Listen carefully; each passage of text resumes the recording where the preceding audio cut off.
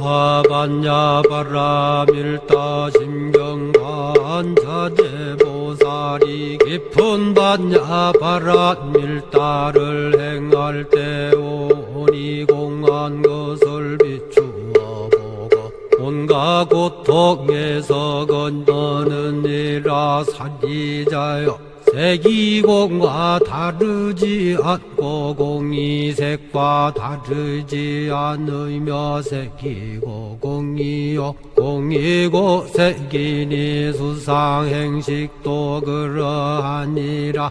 사지자여 모든 법은 공하여 나지도 멸하지도 않으며 더럽지도 깨끗하지도 않으며 늘지도 줄지도 않느니라. 그러므로 곳 가운데는 색이 없고 수상행식도 없으며 안이비설신의도 없고 색성향미 촉법도 없으며 눈의 경계도 의식의 경계까지도 없고 무명도 무명이 담까지도 없으며 늙고 죽음도 늙고 죽음이 다함까지도 없고 고진열도도 없으며 지혜도 얻음도 없느니라. 얻을 것이 없는 까닭에 보살은 반야바라밀다를 의지함으로 마음에 걸림이 없고 걸림이 없으므로 두려움이 없어서 뒤바뀐 헛된 생각을 멀리 떠나 완전한 열반에 들어가며 삼세의 모든 부처님도 반야바라밀다를 의지함으로 세상의 깨달음을 얻느니라. 반야바라밀다는 가장 신비하고 밝은 주문이며 위없는 주문이며 무엇과도 견줄 수 없는 주문이니 온갖 괴로움을 없애고 진실하여 허망하지 않음을 알지니라. 이제 반야바라밀다주를 말하리라. 아제 아제 바라 아제 바라 승아제 모지사바 아제 아제 바라 아제 바라 승아제 모지사바 아제 아제 바라 아제 바라 승아제 모지사바.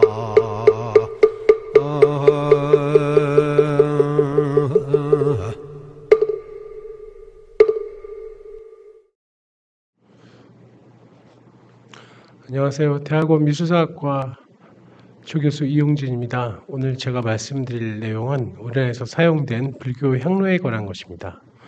다 아시는 것처럼 우리나라의 불교는 고구려에는 372년, 백제는 384년에 불교가 공인되었고요.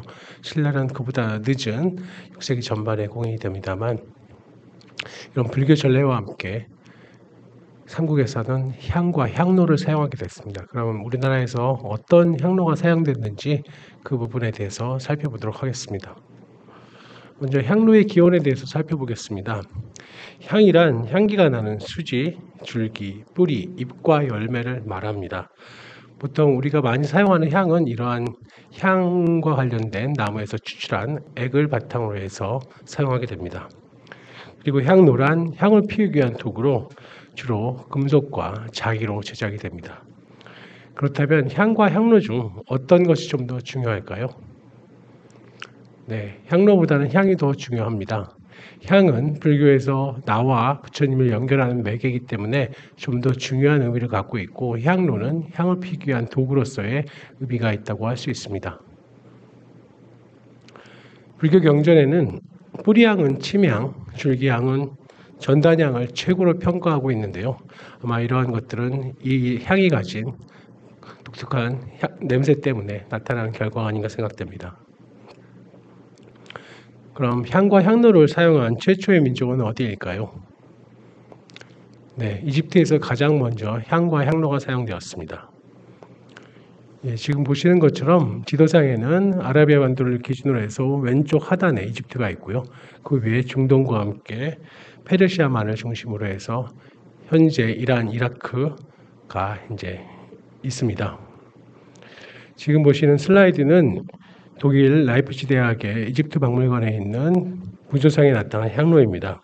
이 부조상을 보시면은 손잡이가 달린 향로를 사람이 들고 있고 그 향로의 몸체 안에는 둥근 형태의 향이 놓여 있고 그 위로 향연이 올라가고 있습니다. 아마 이 향은 아라비아 반도에서 생산된 유향이 아닐까 생각됩니다. 유향은 유향나무에 상처를 내면은 그 액이 흘러나와 그것을 말리면 이와 같이 유향이 됩니다. 우유빛깔과 같다고 해서 유향이라고 하고요. 현대 석유 이전 아라비아 반도에서 가장 많은 이익을 가져다 준 물품이 아닌가 생각됩니다. 다음은 아케메네스 페르시아의 왕이었던 다리우스 대왕이 새겨진 부조상에 나타난 향로입니다. 다리우스 대왕 오른쪽 앞쪽에는 두 개의 기다란 간주를 가진 향로가 표현되어 있는데요. 좀 더 자세히 보면은 간주가 매우 길고 그다음에 연꽃 형태의 장식이 달려 있으며 몸체와 뚜껑은 층단형으로 되어 있는 이러한 모습을 갖추고 있습니다. 아마 이와 같은 향로의 원형은 아시리아에서 기원이 된 것으로 보고 있고요. 아시리아 뒤를 이어서 아케메네스 페르시아에서도 이와 같은 향로가 사용된 것을 확인할 수 있습니다. 또한 실물로도 이와 같은 향로는 남아 있는데요. 터키의 우삭 박물관과 미국 휴스턴의 매니 컬렉션에는 아케메네스 페르시아에서 사용했던 향로가 전하고 있습니다. 아까 다리우스 대왕의 부조상이 표현된 향로처럼 간주가 길고 뚜껑은 층단형으로 되어 있는데 이와 같은 모습은 두 개의 향로에서 공통적으로 나타나는 모습이 아닐까 생각됩니다. 또한 오른쪽에 있는 미국 휴스턴 매니 컬렉션의 향로 같은 경우에는 삼족이 달린 그런 받침과 함께 간주, 그다음에 세 개의 동물이 받치고 있는 몸체와 그다음에 새가 달린 뚜껑으로 구성되어 있는데요. 아마 이와 같은 모습의 향로는 중국의 대표적인 향로라고 알려진 박산로의 원형이 되는 게 아닌가 생각됩니다. 그런 향료의 전달과 함께 중국에는 전국시대와 다른 새로운 향로들이 한때부터 시작되고 있는데 그러한 것들이 박산향로라고 할 수 있고 이와 같은 페르시아의 영향 속에서 박산향로가 나타난 게 아닌가 생각됩니다. 그리고 이집트에서 사용된 향로는 이제 바다를 건너 그리스에도 전래가 됩니다. 지금 메트로폴리탄 박물관에 소장된 그리스의 은제 향로는 방형의 받침 위에 다시 원형의 받침이 있고 간주와 몸체로 구성되어 있습니다. 이 향로에서 보이는 특징 중에 하나는 내 모서리에 인면 조신으로 보이는 신상 같은 것들이 있는데요. 이와 같이 그리스의 향로는 이집트와는 좀 더 다른 경향을 보이는 것을 알 수 있고 그리스 특유의 미감이 반영된 게 아닌가 생각됩니다.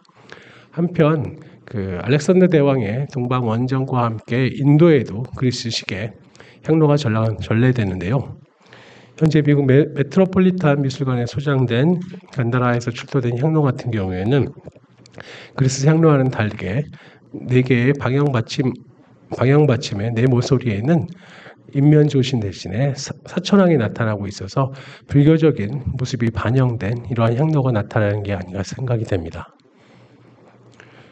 그래서 이집트를 시작으로 사용했던 향과 향로는 페르시아, 그리스, 인도까지 모두 전래돼서 사용된 것을 확인할 수 있고 동양에서는 중국에서 가장 먼저 향로가 사용된 것을 알 수 있습니다. 그렇다면 불교에서는 어떤 의미로 향을 사용했는지 살펴보도록 하겠습니다. 불교에서 향을 사용하는 방법은 몸에 바르는 도향과 향을 태우는 소향 두 가지 방법이 있습니다. 그 소향과 관련해서는 증일아한경에 향시불사로 언급되어 있습니다.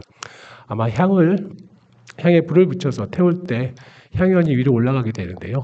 그러한 것들을 고대 인도인들은 나와 부처님을 연결하는 사자로 생각했던 것 같습니다. 그래서 증일아한경에는 향시불사란 표현을 사용하고 있고요. 그리고 소향의 가장 큰 목적은 향을 피워 부처님을 청하는 권청입니다.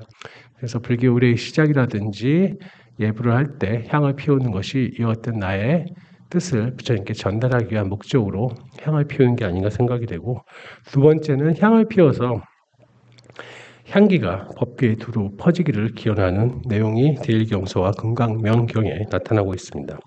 세 번째는 향을 피워서 도량을 장엄한다는 내용이 대일경서에 나타나고 있고요. 마지막으로는 개인의 서원을 세울 때 향을 태우는 소향을 한다고 합니다. 역시 대반열반경에 이러한 내용들이 있고요. 한편 60화암경에는 이러한 내용이 모두 포함되어 있어서 불교에서 향을 사용한 의미가 점차 확대되는 과정들을 이런 경전의 내용을 통해서 확인할 수 있습니다. 그럼 불교에서 사용된 향로는 어떤 것들이 있는지 그 재질에 대해서 살펴보도록 하겠습니다. 불교 경전에는 그 향로의 재질이 언급되어 있는데요. 경전에 나타나는 향로의 재질은 금, 은, 동, 유리, 자기 등 불에 타지 않는 재료가 대부분이라고 할 수 있습니다. 특히 금은 동과 같은 금속 향로들이 가장 많은데요. 이것도 아마 당시의 어떤 자원 수급 상황이라든지 물질 문화의 발달 과정에서 금속이 가진 의미가 가장 컸고 불에 강하기 때문에 이런 금속 향로를 사용했던 게 아닌가 생각이 됩니다. 한편 재미있는 것은 당대에 한역된 불설, 금비라, 동자, 위덕경 같은 경우에는 향로의 재질로서 자기가 언급되고 있는데요.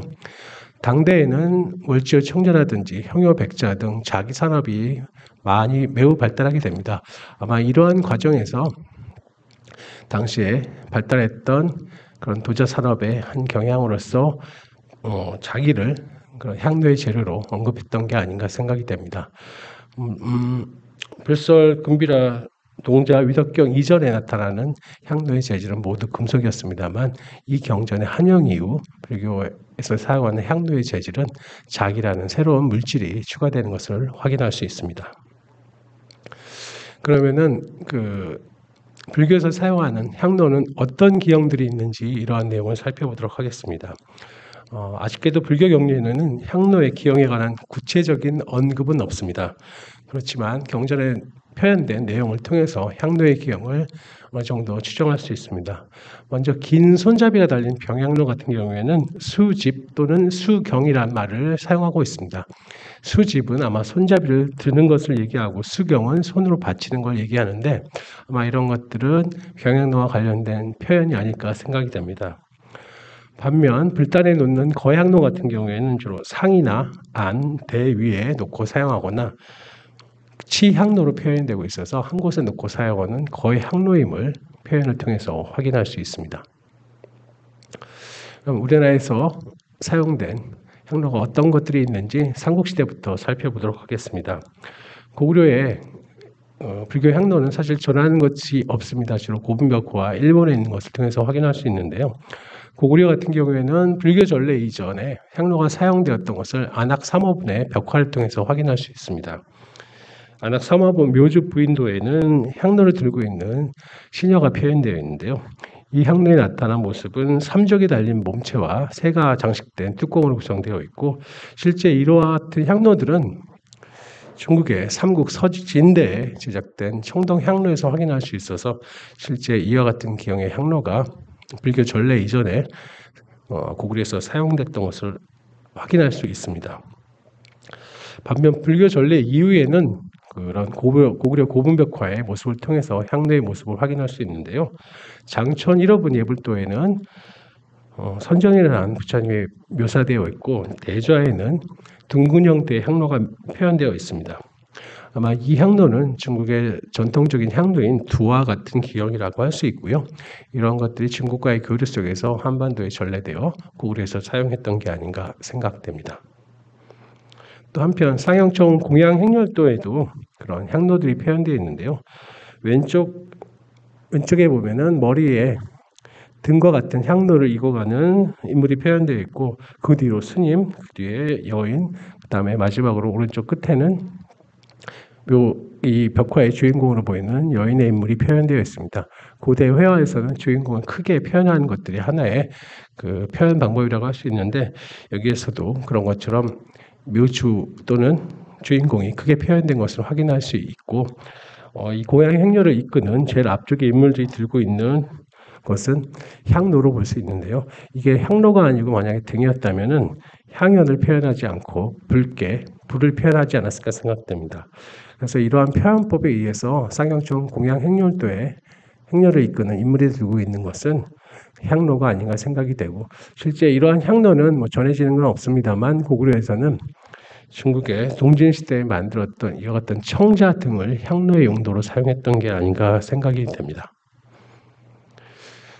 다음으로는 고구려에서 사용했던 불교 향로 중에서 장미형 병향로에 대해서 살펴보도록 하겠습니다. 병향로는 그 몸체 높이가 10cm, 지름이 한 10cm 정도의 30에서 40cm 정도 되는 손잡이에 달린 향로를 말합니다. 병향로 중에서 가장 먼저 발생한 향로라고 할 수 있고요. 5세기 중반부터 8세기 중반까지 중국을 비롯해 우리나라와 일본에서도 사용된 대표적인 병향로라고 할 수 있습니다. 법원주인 권 24에는 송태시 3년 467년에 보살계를 받은 비승선 관련 기록이 있습니다. 여기에는 매청경상 경전에 대한 내용을 들을 때 또는 설법을 들을 때는 장미향로를 그루 앞에 둔다 이렇게 표현하고 있는데요. 아마 설법 또는 경강에 앞서서 이러한 장미형 병향로를 이용해서 향공양을 하고 행향을 하고 그 이후에 법문이라든지 또는 경강에 대한 내용들을 이제 했던 것을 확인할 수 있습니다. 그리고 이 비승선의 기록은 동지대 고승인 도안 스님이 게을러 정한 행양, 정좌, 상경, 상강법을 구체적으로 따른 사례라고 할 수 있습니다. 아마 중국의 병향로는 서역에서 전래된 병향로를 수용하여 5세기 중반 중국과 시킨 장미형 병향로를 사용한 게 아닌가 생각이 되고, 그 손잡이의 끝에 표현된 장미라고 하는 모습은 한 중국의 한때부터 사용된 관의 장식에 표현된 중국의 전통적인 요소로 장미형 병향로의 전래와 함께 병향로의 손잡이에 적용을 시킨 게 아닌가 생각됩니다.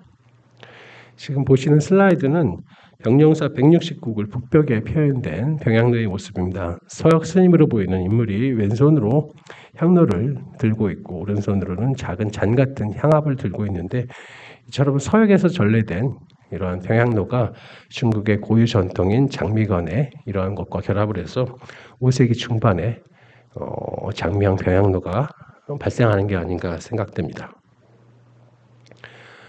병향로의 발달 단계를 먼저 잠깐 살펴보면은 장미형 병향로가 가장 먼저 나타나고요. 그 이후에 8세기 중반경에는 사자진 병향로, 그와 약간 늦거나 비슷한 시기에 병진 병향로, 그리고 9세기의 경에는 진자가 없는 이런 병향로가 나오게 되고요. 마지막 단계의 병향로는 병향로의 받침과 몸체, 손잡이를 모두 연꽃의 모티브를 적용한 연지형 병향로가 나타나게 됩니다. 이와 같은 발달 순서에 의해서 우리나라의 병향로도 제작된 것을 확인할 수 있습니다. 고구려에서 사용되었던 병향로는 현재 우리나라에 전하는 것은 없고요. 일본 동경박물관의 법룡사 헌납보물관에 고구려의 것으로 추정하는 한 점의 장미형 병향로가 남아 있습니다. 이 장미형 병향로는 길이는 39, 너비는 10.2cm로 크기에 비해서 손잡이가 아주 긴 것이 특징이고요.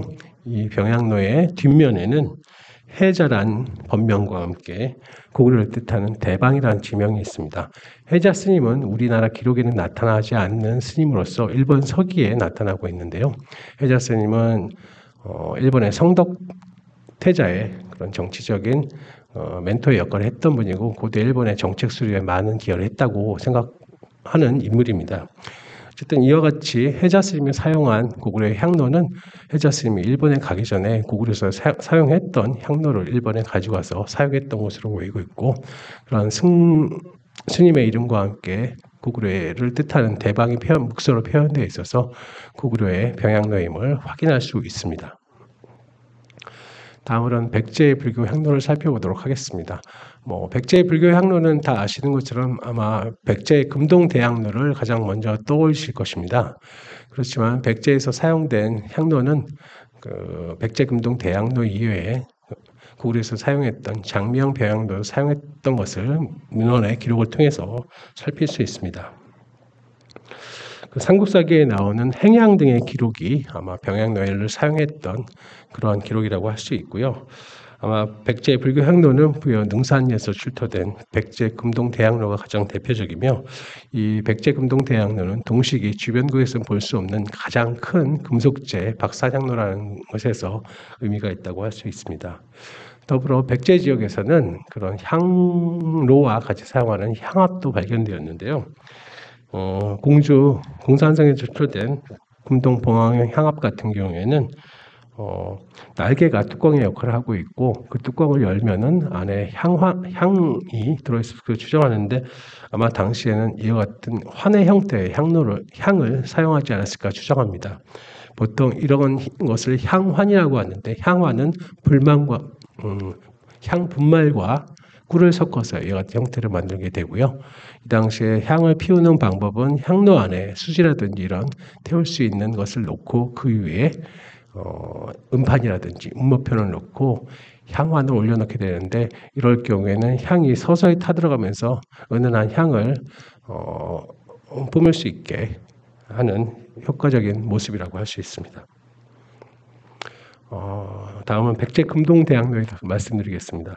1993년 부여 능산리 사지에서 출토된 백제 금동대향로는 발견 당시부터 많은 화제가 됐었습니다. 중국의 대표적인 향로인 박산향로는 한때부터 나타납니다만, 남북조 시대에 박산향로는 현재 남아있는 것들이 없고, 특히 금속재 같은 경우에는 중국에서도 발견되지 않기 때문에 이 향로가 발견됐을 때 많은 관심을 갖게 되었습니다. 아까도 말씀드린 것처럼 동식이 가장 큰 박산향로라고 할 수 있고요. 이 향로는 몸체에 23마리의 짐승과 2명의 인물이 표현되어 있고, 뚜껑에는 74개의 산봉우리와 39마리의 동물, 16명의 인물이 표현되어 있고, 정상에는 5왁사와 5마리의 새, 그리고 뚜껑 위에는 봉황이 표현되어 있는 아주 독특한 구성을 하고 있습니다. 발견 후에 이제 보존 처리를 마친 그런 향로의 모습인데요. 받침은 그런 기둥 형태의 일각 기둥이 아니라 용이 받침을 물고 있는 이런 형태로 되어 있어서 받침은 용, 뚜껑 위에는 봉황이 표현된 그러한 모습이라고 할 수 있습니다. 향로의 뚜껑에는 아마 제작 당시에 향을 배출하는 연공이 뚫리지 않아서 제작 후에 연공을 11개를 뚫었는데, 연공은 그 산악 뒤에 표현하고 있어서 실제 외관을 봤을 때는 연공이 전혀 두드러지지 않는 그런 모습이라고 할 수 있고요. 그 밑에 있는 슬라이드는 몸체와 용을 연결하는 촉이 있는 것을 확인할 수 있습니다. 아까도 말씀드린 것처럼 몸체에는 23마리의 짐승과 2명의 인물이 표현되어 있는데요. 2명의 인물 중에 1명은 수바퀴를 하는 모습입니다. 이 수바퀴 같은 경우에는 백제 금동대향로 이외에 고구려 고분벽화에도 나타나고 있고, 고대 동아시아에서 공통적으로 했던 무예의 한 수련 방법이라고 할 수 있고, 이러한 것들을 이제 벽화라든지 이런 백제 금동대향로에 나타난 모습을 통해서 고대에 사용했던, 고대에 수련했던 무예의 한 가지 종류임을 확인할 수 있습니다. 그리고 뚜껑에는 74개의 산봉우리와 39마리의 동물, 16명의 인물, 5명의 악사와 5마리의 새, 봉황으로 구성되어 있는데요.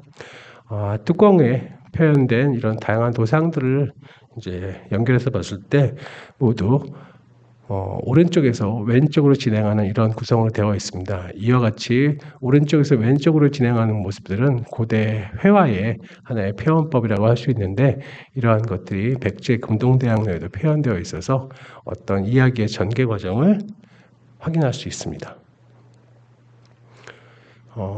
뚜껑에는 8명의 이제 스님들이 표현되어 있는데, 선정이라는 스님부터 수도라는 스님, 산책을 하는 스님 등 다양한 모습의 스님들이 표현되어 있습니다. 또한 뚜껑에는 인면조신이라고 하는 이런 독특한 도상이 새겨져 있는데요.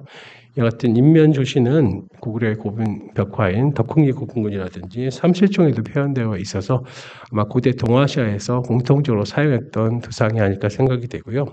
덕흥리 고분군에 표현된 인면조신은 만세지상이라는 이런 이름으로 표현되어 있어서 아마 어떤 장수라든지 이런 걸 표현했던 그런 도교적인 도상이 아닌가 생각됩니다. 또 하나의 특징적인 모습으로는 그 안식사라고 하는 활 쏘는 방법이 있는데요.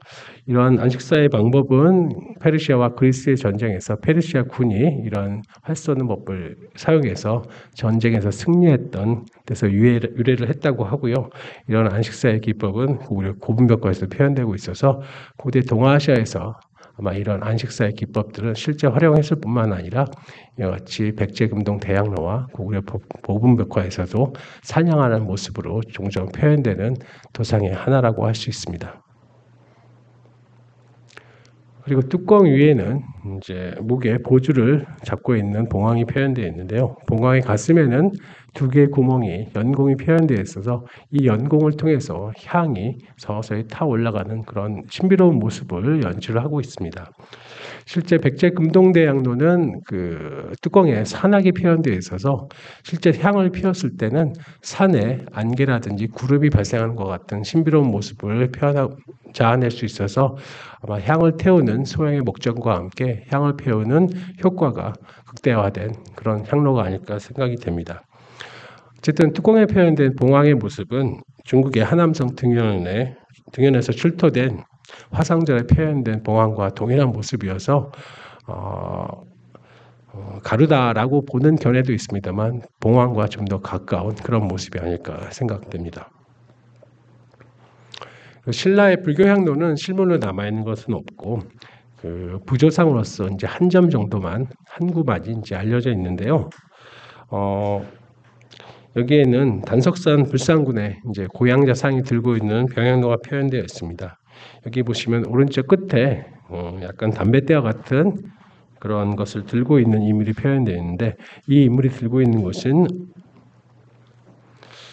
탁본한 모습을 좀 더 보면은 그런 모습이 명확하게 드러나고 있고 앞에서 살펴보았던 고구려의 해자스님이 사용했던 그런 장미향 병향로 같은 것을 사용하지 않았을까 추정합니다. 아마 돌에 표현하는 그 기법 자체가 아주 뛰어나지 않기 때문에 뭐 자세한 모습은 표현하지 않았습니다만 병향로의 발달 단계상 신라에서도 이와 같은 장미형 병향로를 사용하지 않았을까 추정해 볼 수 있습니다. 다음으로는 이제 통일 후에 신라에서는 어떠한 모습의 향로를 사용했는지 살펴보도록 하겠습니다. 신라가 통일한 이후에 병향로 같은 경우에는 8세기 중반경까지는 장미형 병향로가 사용되고 있는데 그러한 모습은 석굴암의 부조상을 통해서 확인할 수 있습니다. 왼쪽에 있는 그림은 일제강점기 때 경매도록에 들어갔던 그런 사진인데요. 경주 창교동에서 출토가 됐고 현재는 뭐 소재는 할 수는 없습니다만 손잡이 끝의 모습이 까치꼬리와 같은 모습이어서 장미형 병향로임을 병향로임을 알 수 있습니다. 그리고 오른쪽 슬라이드는 석굴암 10대 제자상에 한 분이 들고 있는 병향로인데요. 손잡이 끝이 장미형임을 알 수 있고 아마 오른손으로 향을 넣고 소향을 하는 이런 모습을 연출하고 있습니다. 장미형 병향로의 특징인 손잡이 끝의 모습과 그 다음에 이런 반원형 금고가 있는 모습을 통해서 장미형 병향로임을 명확하게 확인할 수 있습니다. 장미형 병향로 이후 단계에 나타난 것은 손잡이 끝에 사자가 장식된 사자진 병향로라고 할 수 있는데요.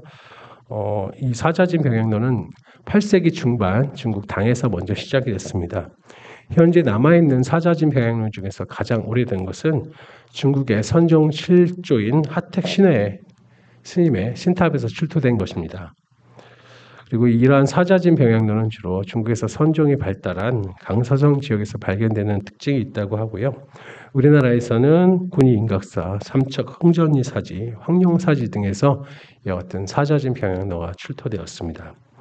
더불어 흥전리 사지 출토 비편을 통해서 이 비의 주인공이 함통연관에 입적한 선종의 승려인 것을 확인하고 있어서 사자진 병향로와 선종과의 관련성을 좀 더 명확히 알 수 있는 계기가 되었다고 할 수 있습니다. 우리나라의 사자진 병향로는 강원도를 비롯해서 경상북도 군위, 그다음에 경주에서 출토가 되고 있고 위쪽에 있는 것은 삼성미술관 리움에 있는 사자진 병향로인데요. 이와 같이 인각사라든지 삼척 흥전리, 경주 황룡사지에서 출토되기 전에는 리움 소장품이 유일한 것이었습니다. 그렇지만 발굴을 통해서 새로운 자료들이 주로 많이 출토되고 있고 새롭게 출토된 사자진 병양로는 주로 한반도의 동쪽인 삼척, 군위, 그다음에 경주에서 출토되고 있어서 분포 양상을 명확하게 확인할 수 있습니다. 중국의 사자진 병양로는 하택 신의 스님의 신탑에서 출토된 것이 가장 오래됐다고 했었는데요. 신의 스님의 신탑에서는 사자가 장식된 사자진 병양로 타평 향합 정병이 출토됐습니다. 그리고 이와 유사한 구성을 갖춘 것이 2009년에 군위 인각사에서 출토됐는데 역시 사자진 병양로와 타평 향합 그다음에 정병이 출토되어서 발견 당시부터 선종계 기물임을 추정하였습니다. 재밌는 것은 이와 같이 유사한 구성을 갖고 있을 뿐만 아니라 또 한편으로는 중계 것과 통일신라의 것의 차이가 나고 있는데요. 특히 정병의 이 첨대 부분이 신의 신탑 출토품은 대롱형으로 원통으로 되어 있습니다만 군위 인각사 출토품은 팔각으로 되어 있어서 통일신라와 중국 당의 정병의 첨대 모습을 통해서 국적도 확인할 수 있는 계기가 됐다고 생각합니다. 우리나라에서 발견된 사자진 병양로는 왼쪽 상단의 것이 삼척 흥전이 사지 출토품이고요. 오른쪽 상단에 있는 것이 군위 인각사 출토품, 다음 왼쪽 하단에 있는 것은 경주 황룡사지 출토품이고 오른쪽 하단에 있는 것은 삼성미술관 리움 소장품입니다. 이 사자진 병양로들은 모두 이제 사자 장식이 들어가 있는데요. 얼핏 보면 다 비슷해 보입니다만 삼척 흥전이 사지 출토품을 제외한 군위 인각사 경주 황룡사지 출토품, 삼성미술관 리움 소장품은 사자의 입에 구멍이 있어서 아마 여기에는 고리를 끼웠던 흔적으로 보이고 실제 남아있는 유물들을 보면은 사자의 입에 고리를 끼우는데 단순한 링 형태의 것이 있는 반면에 연주 형태가 있어서 아마 이런 사자진 병양로는 초기에는 이런 고리를 무는 또는 고리를 다는 구멍이 없었다가 후에 이러한 것들이 새롭게 생겨난 게 아닌가 생각이 됩니다. 따라서 이러한 변화상을 볼 때 삼척 흥전이 사지 출토품이 가장 앞선 것으로 볼 수 있고 그 이후 단계가 군위 인각사, 삼성미술관 리움 소장품, 경주 황룡 사지 출토품으로 이제 발달 순서가 전개되는 것으로 확인할 수 있습니다. 다음으로는 통일신라 시대의 거향로에 대해서 살펴보겠는데요. 통일신라 시대의 거향로는 당의 영향을 받은 다적 향로와 함께 통일신라에서 내재적으로 발달한 그런 거향로가 있습니다. 실제 통일신라 시대의 거향로는 미륵사지 출토품이 유일하다고 할 수 있고 대부분은 탑이라든지 승탑 또는 불상의 대자에 표현된 것들이 대부분이라고 할 수 있습니다. 미륵사지에서 출토된 금종 다적 향로는 4개의 다리를 갖고 있고 몸체에는 그 수면이 달린 4개의 다리가 리벳으로 연결되어 있고 뚜껑은 비교적 높게 형성되어 있고 그리고 더불어 향이 배출되는 연궁이 이제 몸체에 표현되어 있고 뚜껑 위에는 연봉형의 손잡이가 달려 있어서 이 같은 구성으로 되어 있는 것을 알 수 있습니다. 더불어 실물은 아닙니다만 승탑에 표현된 이런 그 향로를 통해서 이것이 그 다적 향로를 이제 승탑에 표현한 게 아닌가 생각되는데 실제 승탑 또는 그 석등, 하대석 또는 불상 대자에 표현된 이러한 다적 향로들은 대부분 다리가 3개만 표현되어 있습니다만 실제 이러한 모습은 다적 향로의 특징인 다리와 함께 낮은 몸체, 그 다음에 높은 뚜껑으로 구성된 이런 모습을 그대로 표현한 것으로 볼 수 있습니다. 이 다적 향로 같은 경우에는 대략 8세기 중반부터 9세기 중반 사이에 주로 제작됐던 것으로 보이고 이러한 승탑의 부조상을 통해서 9세기에 사용된 것들이 많은 것을 알 수 있습니다. 또 한편으로는 고려시대 향원의 전 단계에 해당하는 그런 거향로가 통일신라 시대에 사용이 되었었는데요. 이러한 거향로는 주로 불상의 대자에 표현된 예가 많습니다. 강원도 홍천 물권리에 있는 석조 비로자나불 대자에 이와 같은 향로가 표현되어 있고 그리고 역시 강원도 양양의 설임사지에 있는 비로자나불 불상의 대자에도 이와 같은 향로가 표현되어 있는데 원형 받침과 함께 몸체에는 문양으로 추정되는 그런 장식이 있고 향환과는 다르게 뚜껑이 표현되어 있습니다만 이거는 다적 향로와 함께 그러한 그 향로의 뚜껑이 놓이는 전통이 계속 유지되다가 고려시대에서 점차 사라지는 게 아닌가 하는 생각이 듭니다. 탁본의 모습을 통해 보면은 물걸이사지 실도품과 물걸이사지의 비로자나물 대자의 향로와 서림사지 비로자나물 대자의 향로는 거의 동일한 모습임을 알 수 있습니다. 다음으로는 고려시대의 불교 향로에 대해서 살펴보겠습니다. 고려시대에는 우리나라에서 가장 많은 기형의 향로가 사용되었던 시대라고 할 수 있는데요. 앞시기인 통일신라 시대에는 거향로와 병향로만 사용됐습니다만 고려시대에 들어서는 거향로인 향화를 비롯해 병향로, 그 다음에 현향로가 사용되어서 가장 많은 기형의 향로가 사용된 것을 알 수 있습니다. 고려시대를 대표하는 거향로는 향완이라고 할 수 있습니다. 고려시대 11세기 후반에 발생하였고 조선시대인 17세기까지 사용된 걸로 봤을 때 가장 오랫동안 우리나라 불교에서 사용됐던 향로라고 할 수 있고요. 더불어 현향로는 고려시대에 나타나서 조선시대까지 이어지지 않고 고려시대에만 사용된 가장 독특한 향로라고 할 수 있습니다. 더불어 병향로는 통일신라 시대에 전통을 계승한 사자진 병향로와 함께 거란의 영향을 받은 연지형 병향로가 사용되었습니다. 이것은 현재는 모습이 이제 다 부서진 그런 고려시대에 향을 보관했던 나전 향상인데요. 이 안에는 그런 향과 함께 향 도구를 넣었던 그런 보관 상자라고 할 수 있습니다. 이 안에서 발견된 향을 보면은 아마 틀에 넣고 찍은 이런 향을 사용했는데 심자와 함께 꽃자가 사용된 그런 내용을 알 수 있고요. 더불어 이러한 향상 안에는 향 도구인 향병과 향시, 향저가 같이 들어있지 않았을까 추정해 볼 수 있습니다. 그리고 우리나라의 향로의 모습을, 특히 고려시대의 향로의 모습을 알 수 있는 기록은 송나라의 사신이었던 서공이 쓴 선화방사 고려도경에 이제 고려시대에 사용했던 향로에 대한 언급이 있는데요. 그 중에서 도로조에는 당시에 사용되었던 향로의 모습을 구체적으로 기술하고 있습니다.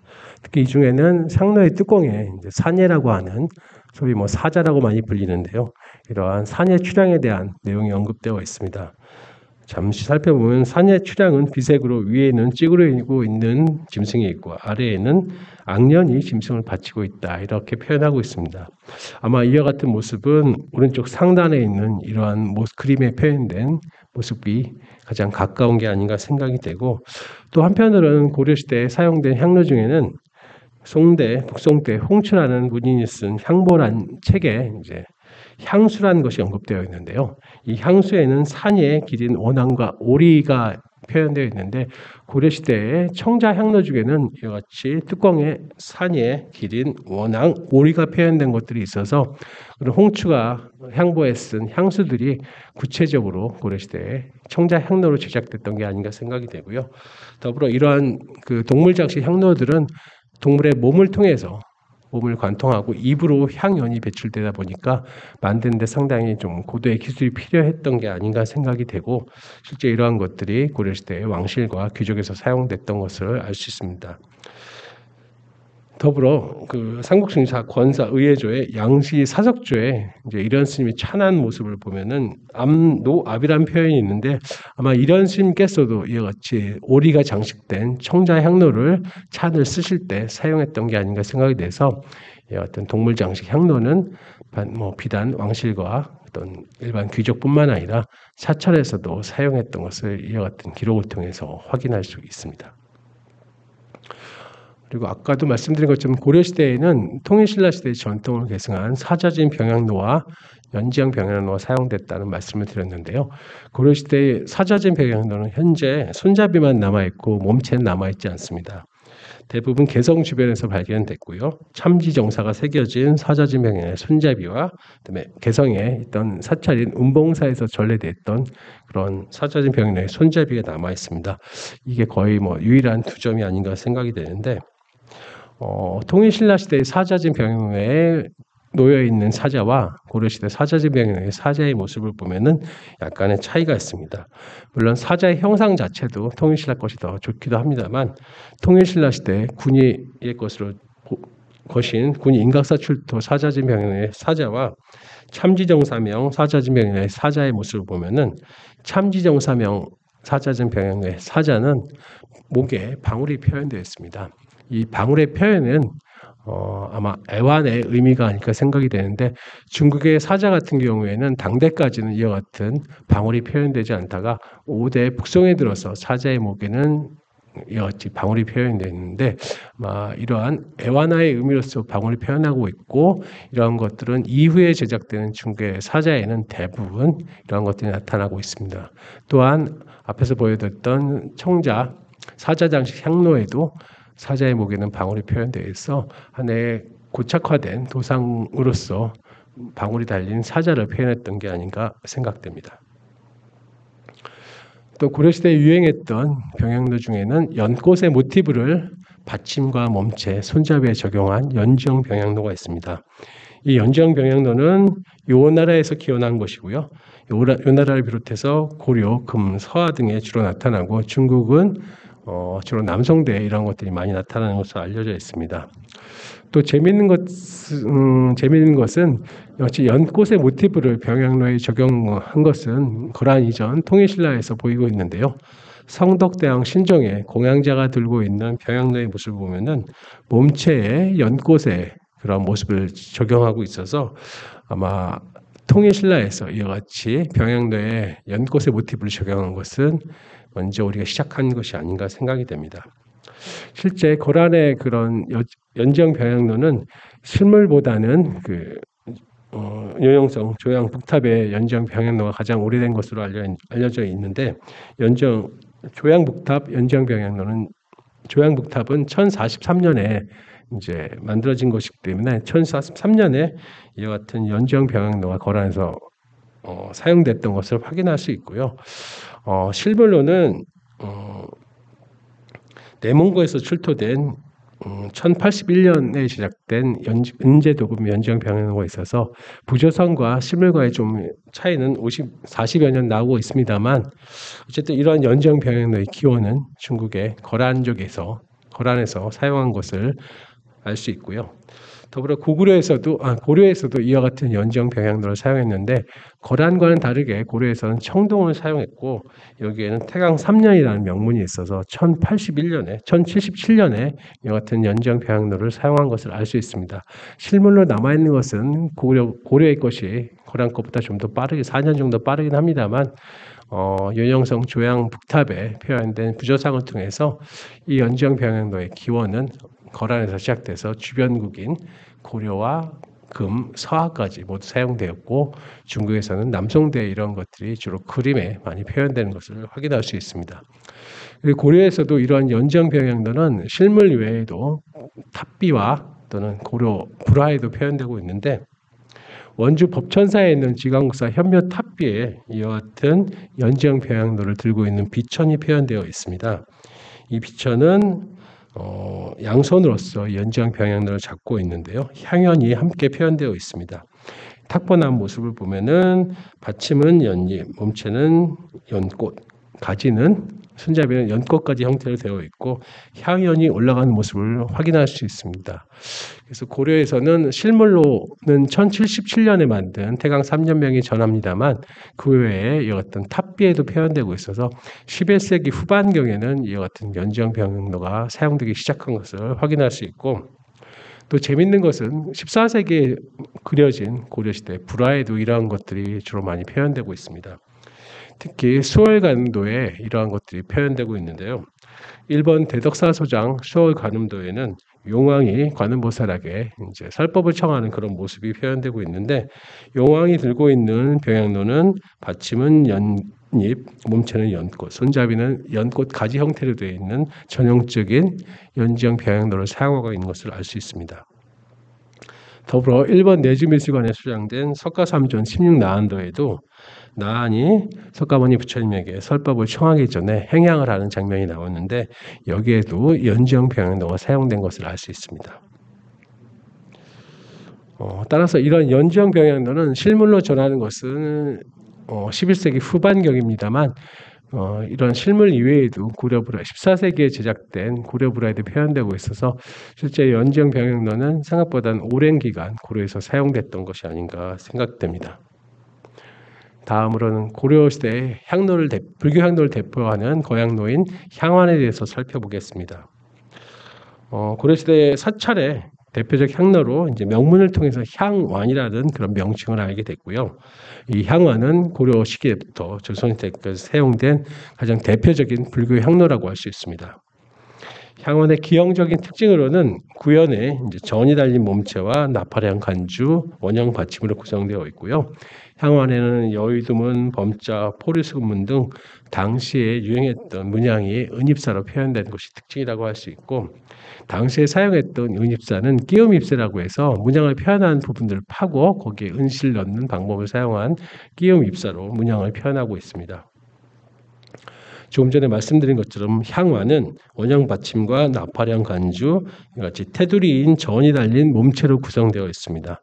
그리고 이 향완의 이름은 몸체에 새겨진 명문을 통해서 확인할 수 있습니다.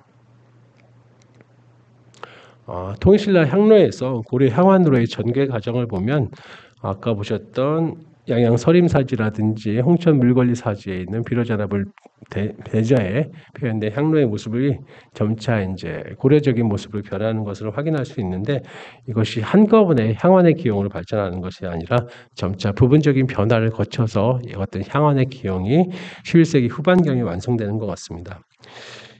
이 봉합섬의 향로 같은 경우에는 원형 받침이 있고 그 아래 다시 삼족이 달린 받침이 있는데, 이와 같은 것들은 점차 사용을 하다 보니까 굳이 삼족이 달린 받침이 필요 없음을 이제 자각하게 되고, 그 후에 제작되는 완성된 향환의 단계에는 원형 받침만 달린 이런 모습으로 되어 있어서 굳이 받침이 있는 그런 향환에 다시 삼족이 달린 받침은 필요 없음을 이제 자각하게 되고, 이와 같은 전형적인 향완의 기형을 완성해 간 게 아닌가 생각됩니다. 그리고 고려시대 청동 은입사 향완에는 다양한 문양이 몸체에 표현되어 있는데요. 몸체와 받침에 표현되어 있는데, 이 부분 전에는 연화당초문 또는 내문들이 표현되어 있고, 몸체에는 범자와 연화문, 그리고 받침에도 연화문이라든지 여의두문 같은 경우에 표현되는 예가 많습니다.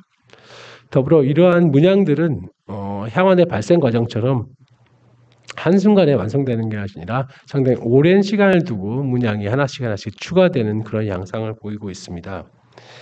지금 표충사에 소장된 대종 17년명 청동은입사 향환 같은 경우에는 간주 윗부분에 이와 같은 여의두문이 표현되어 있고, 몸체는 연판문, 그다음에 몸체 중앙에는 여의두문이 범자가 표현되어 있는데요. 이러한 모습들은 조금씩 시대를 달리하면서 작은 변화들을 거치게 됩니다. 그리고 지금은 이제 남아있지 않지만 한국전쟁에 소실된 정우 2년명 자요사명 향환 같은 경우에는 이러한 범자와 범자 사이에 이런 연화당초문이 표현되어 있어서 13세기에 들어서 범자 사이에 연화당초문이 형성되는 것을 확인할 수 있고요. 더불어 이 국립중앙박물관에 소장된 한평궁중왕명 청동은입사 향환 같은 경우에는 범자 주위로 여의두문이 표현되고 있는데, 이러한 것들이 13세기 중반에 들어서 범자 주변으로 여의두문이 표현되고 있어서 이 이후에 제작되는 청동은입사 향환의 범자에는 이 여의두문이 반드시 들어가게 됩니다. 그래서 하나의 양식 지표로서의 중요한 역할을 하고 있을 뿐만 아니라, 이 여의두문의 원권은 고려와 조선을 구분하는, 고려와 조선시대의 청동은입사 향환을 구별하는 가장 중요한 양식적 지표가 되기도 합니다. 어쨌든 이러한 과정을 거쳐서 고려에서 청동은입사 향환은 100여 년의 시간을 소요되면서 문양을 완성해 가는 것을 확인할 수 있고, 이 이후에 제작된 14세기의 향환에는 완성된 문양들이 모두 표현되는 양상으로 전개되고 있습니다. 고려시대 청동은입사 향환에 이제 표현된 범자의 모습을 잠깐 살펴보면요. 지금 남아있는 고려시대 청동은입사 향환 중에서 가장 오래된 대종 4년 백오란명 청동은입사 향환 같은 경우에는 몸체 중앙에 이러한 범자들이 표현되어 있고, 주위로 2개의 동시번, 그리고 그 바깥으로는 거치문이 표현되어 있고요. 1177년에 만든 표충사 향환 같은 경우에는 범자가 있고 그 범자 외곽으로는 2개의 동시번이 표현되어 있습니다. 이러던 것이 한평궁중왕명 청동은입사 향환 단계에는 2개의 동시번 바깥쪽으로 여의두문 원건이 형성되어 있고, 이러한 단계를 거친 14세기의 청동은입사 향환은 모두 여의두문 원건을 가진 그런 범자가 표현되는 것이 특징이라고 할 수 있고, 이러한 이중동심원과 여의도문 원고는 비단 불교 향로인 청동의사 향환 이외에 고려시대 금은기라든지 청자에도 사용되고 있어서 아마 불교적인 이런 문양의 모티브들을 일반 금속이라든지 도자 공예에도 활용한 게 아닌가 생각이 듭니다. 그리고 삼국시대에도 없었고 통일신라에서도 없었고 조선시대에도 없는 고려만의 가장 독특한 향로는 현향로라고 할 수 있습니다. 현향로는 말 그대로 걸어서 사용하는 향로인데 앞에서도 말씀드린 것처럼 불교 경전에는 향로의 구체적인 기형이 나와 있지 않습니다만 표현을 통해서 이것이 어떤 향로임을 알 수 있다는 말씀을 드렸었는데요. 불교 경전에는 수집 또는 수경 향로들이 이제 표현되어 있습니다. 수집은 이제 잡는다는 표현이고 수경은 받들다는 표현인데 아마 수집은 병향로에 가까운 모습이고 수경은 손에 놓이는 들어갈 수 있는 아주 작은 수를 포함해서 병향로에 해당하는 표현이 아닌가 생각이 되고 그 외에 거향로와 관련해서는 대화 안 등이 있고 거향로 또는 치향로라는 표현이 있어서 불단에 놓고 사용하는 향로임을 알 수 있습니다. 반면에 현향로는 병향로와 거향로와 같이 경전적인 근거가 없는 고려인들이 만든 가장 독창적인 모습의 향로가 아닌가 생각이 되고요. 이러한 현향로는 청주 산해사지를 비롯해 청주 흥덕사지, 하남 충궁동, 원주 법천사지 등에서 출토가 되어서 고려시대에 꽤 여러 지역에서 사용했던 그런 향로임을 알 수 있습니다. 고려시대 현향로는 이와 같이 타원형의 몸체 또는 계란형의 몸체가 있고요. 그 다음에 향이 배출되는 연공이 있는 뚜껑과 함께 구름 모양의 고리를 구성된 것이 특징입니다. 이와 같은 그 고리는 좀 잘 떨어져서 실제 이런 고리만 남아있는 경우도 많은데 산해사지 출토품 같은 경우는 이러한 완전한 모습을 갖추고 있어서 고려시대 현향로의 구체적인 모습을 확인할 수 있습니다. 그리고 이제 저희 동국대 박물관에 소장된 그 무자망 현향로 같은 경우에는 이 같은 손잡이와 뚜껑은 이제 남아있지 않습니다만 몸체의 명물을 통해서 이게 어느 용도에 어떤 의뢰에 사용되는지를 구체적으로 알 수 있는데요. 몸체에 음각으로 기록된 명물을 보면은 무자년 2월 법전사 아미타 회에 사용하기 위해서 현로를 만들었다는 기록이 있고 그리고 삼도라고 해서 아마 3개를 만들었던 것 같습니다. 신회 등 5명의 스님이 이제 만들었다고 표현되어 있는데 아마 고려시대 법천사에는 아미타 3존을 모신 그런 정각이 있었을 거고 아미타불을 포함해서 관음과 세지 보살이 아마 아미타 3존을 구성하고 있었을 것이고 그러한 3존 앞에는 이와 같이 만든 현향로가 하나씩 놓여서 사용됐던 게 아닌가 생각이 됩니다. 이 명문에서 중요한 것은 아미타 법회라는 미타회라는 특정한 법회 외에 이러한 것들이 사용됐다는 것이 또 중요하고 더불어 이 같은 현향로 이외에 향환, 그다음에 광명대 그리고 번이라고 하는 것들이 사용되고 있어서 고려시대 법천사에서 사용됐던 설행됐던 미타회에 어떤 고향물들이 사용되는지를 구체적으로 알 수 있는 중요한 명문이라고 할 수 있습니다. 현재 동대박물관에는 이와 같은 현향로가 소장되어 있고요. 더불어 광명대 그리고 한덕의학박물관에도 법천사 미타회에 사용되었던 그런 광명대가 남아있고 그다음에 영남대 박물관에는 번 그리고 국립중앙박물관에는 향완이 전하고 있어서 이런 것들이 구체적인 양상을 확인할 수 있습니다. 다음으로는 우리 현재와 가장 가까운 조선시대의 불교 향로에 대해서 살펴보도록 하겠습니다. 조선시대의 불교 향로는 향완만이 사용되었습니다. 불교 우리의 통폐합에 의해서 다양한 향로가 필요 없게 됐고 불단 또는 불전에 놓는 거향로만이 사용되게 됐는데요. 고려시대의 전통을 계승하여 조선시대에는 향완만을 사용했습니다.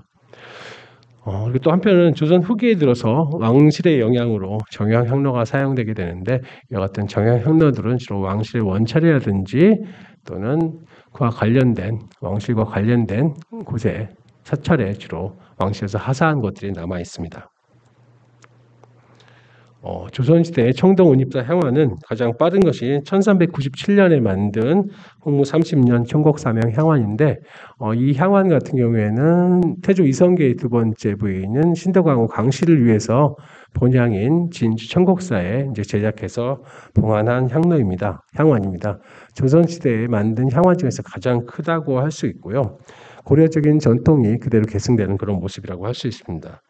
반면 금산사 성보박물관 소장 백장사명 청동운입사 향화는 기형은 고려시대 향환과 비슷합니다만 몸체에 표현된 이런 범자 문양이 조선과는 고려와는 다른 그런 범자가 표현되고 있어서 이러한 것들이 고려와 조선의 구체적인 차이를 보여주는 예가 아닌가 생각이 됩니다. 더불어 청곡삼의 향환까지는 이런 여의드문 원건이 사용됐습니다만 그 이후에 제작된 청동운입사 향환에는 법자주의로 이와 같은 여의드문이 사용하지 않아서 고려와 조선의 그런 청동운입사 향환의 범자의 표현 모습을 구체적으로 확인할 수 있습니다.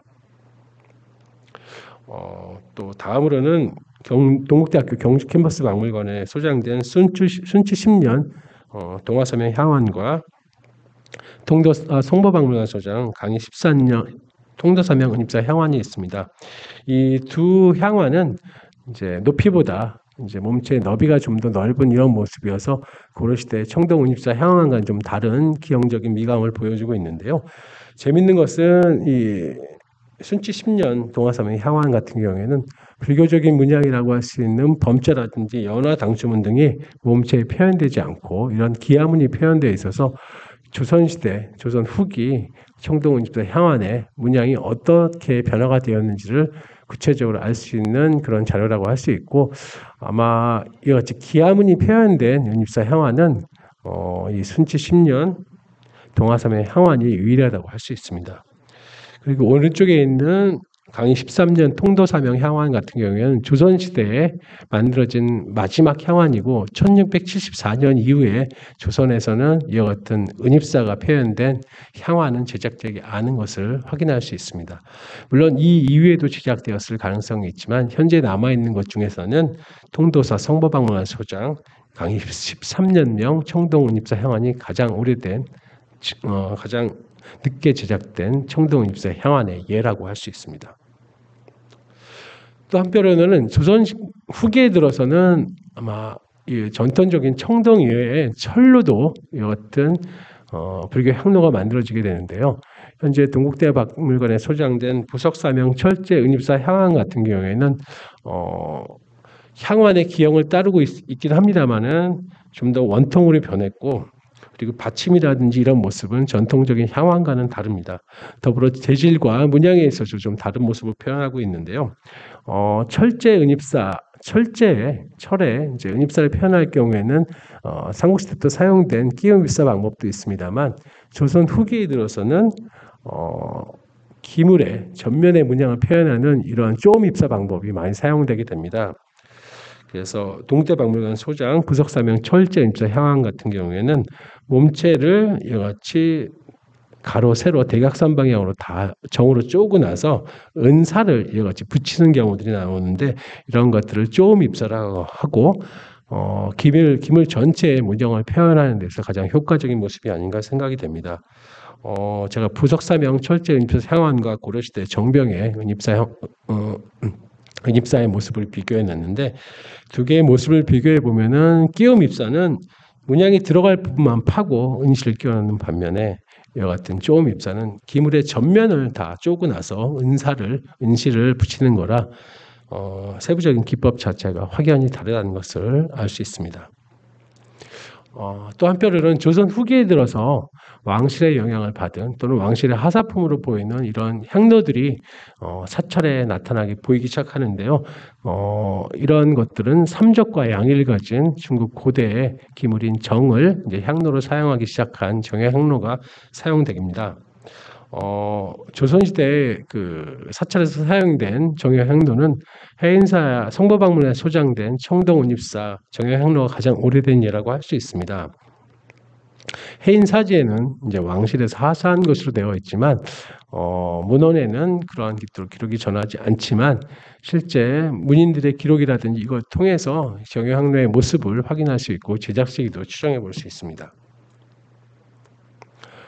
이 해인사 청동은입사 정효향로에는 목 부분에 금강경 응화 비진분의 개송이 표현되어 있어서 일체유의법, 여몽, 환포영, 여로, 역, 여전, 응작, 여시관 이와 같은 내용이 있어서 지금도 금강경이 조계 중에 소위 경전이기도 합니다만 그런 내용들을 가장 잘 표현한 그런 개성을 여기에 표현한 게 아닌가 생각됩니다.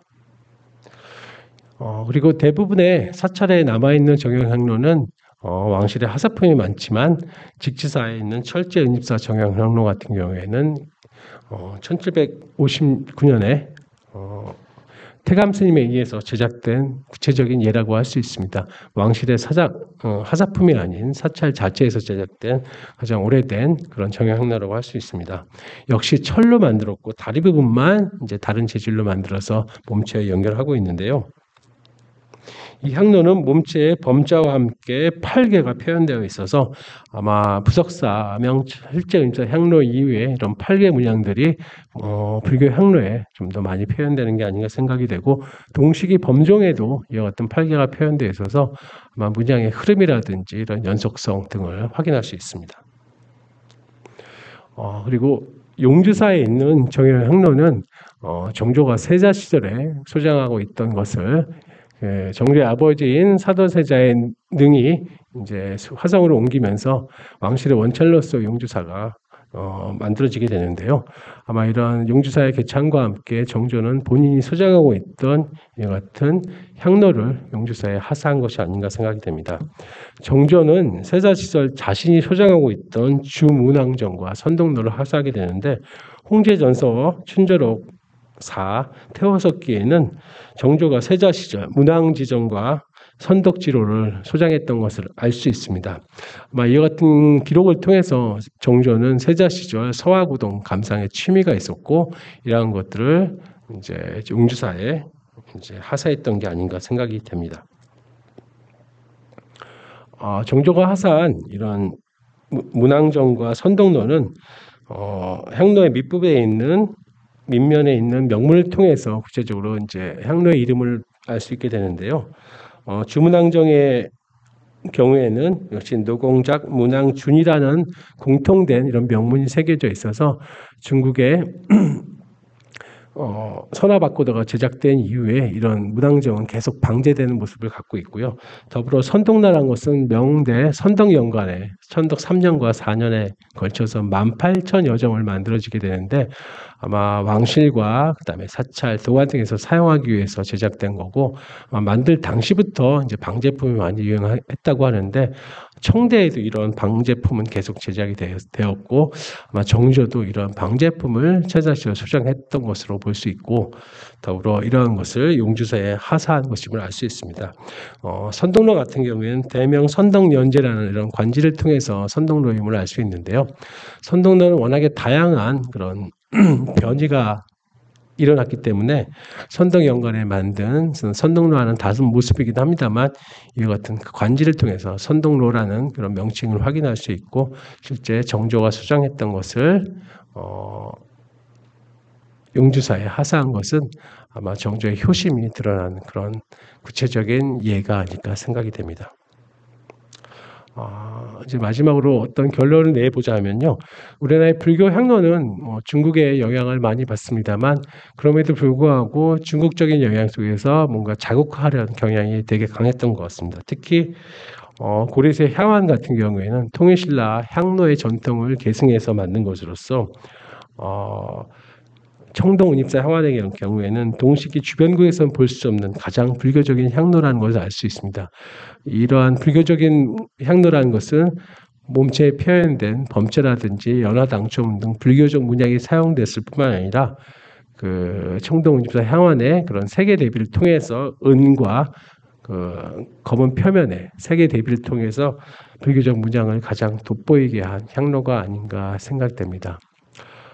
삼국시대부터 불교 전래 이후 조선시대까지 우리나라의 불교 향로의 어떤 전개 양상을 간단하게 살펴봤습니다만 시기별로 다양한 향로들이 사찰에서 사용되었고 더불어 일정한 유행을 따르기도 합니다만 조선시대에 들어서는 불교의 통폐합, 의리의 통폐합으로 인해서 고려시대의 전통을 계승한 향화만이 사용된 그런 독특한 예가 모습을 확인할 수 있고 조선 후기에는 왕실의 하사품이라든지 이런 걸 통해서 정형향로가 새롭게 사용되었다는 것을 확인할 수 있었습니다. 경청해 주셔서 감사합니다.